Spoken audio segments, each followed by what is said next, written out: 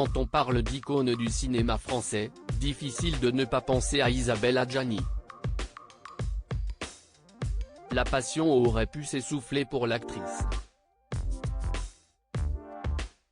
Pour autant, la maman de Gabriel Cain, dont les choix la font parfois bondir, et Barnabé poursuit son chemin dans la comédie et même en chanson.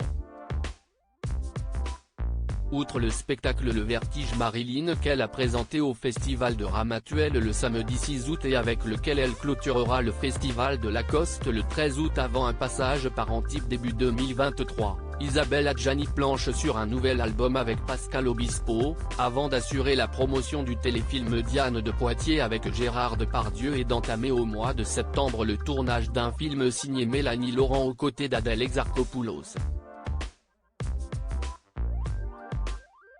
Isabelle Adjani fait vivre sa carrière à 1000 à l'heure, à l'image de l'Agitation parisienne, qu'elle a côtoyée plusieurs années mais dans laquelle elle a choisi de ne plus vivre. Interviewée par Nice Matin, Isabelle Adjani a révélé avoir quitté la capitale, sa frénésie et son quotidien devenu insupportable à ses yeux. L'actrice s'est installée au Portugal où elle savoure une vie plus douce quand elle ne travaille pas, s'y est surtout la possibilité de vivre tranquillement dans un endroit où les gens ont une douceur de vivre et se comportent comme si l'on était 30 ans en arrière. Isabelle Adjani, dont les souvenirs sont nombreux à Paris, regrette ce que la ville est devenue, Paris, s'y est pour le travail. Ce qu'est devenue cette ville est un mystère. Elle n'est sincèrement plus vivable, martèle la star de la reine Margot.